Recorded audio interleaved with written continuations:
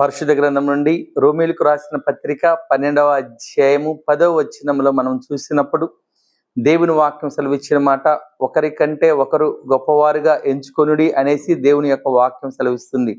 ప్రియులారా, మనం ఈ లోకంలో జీవించేటప్పుడు ఒకరిని ఒకరు గౌరవించుకునేవారుగా ఉండాలి. ఒకరికంటే ఒకరు గొప్పవారుగా మనం ఎంచుకోవాలి. యేసు ప్రభువారు ఈ లోకంలో ఆయన శరీరధారిగా జీవించినప్పుడు యోహాను గురించి, బాప్తిస్మిచ్చే యోహాను గురించి చెప్తాడు. స్త్రీలలో కనిన వారిలో యోహాను నీతిమంతుడు, గొప్పవాడు అనేసి సెలవిస్తాడు.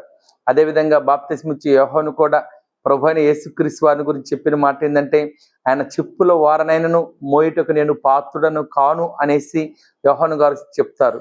కనుక మనము గమనించినప్పుడు ఒకరి ఎడల ఒకరిని ఒకరు గొప్పగా ఎంచుకున్నారు. యేసు ప్రభువారు కూడా చెప్తారు, నాకంటే మీరు గొప్ప కార్యాలు చేస్తారు అనేసి. కనుక మనం ఈ లోకంలో జీవించేటప్పుడు మనము ఇతరులని మనకంటే గొప్పవారిగా ఎంచుకొని మనము ఒకరినొకరు గౌరవించుకొని ప్రభు ఇచ్చే ఆశీర్వాదాలు పొందుకోవాలని తెలియజేయచ్చు. దేవుడి వాక్యమును దీవించునుగాక. ఆమేన్.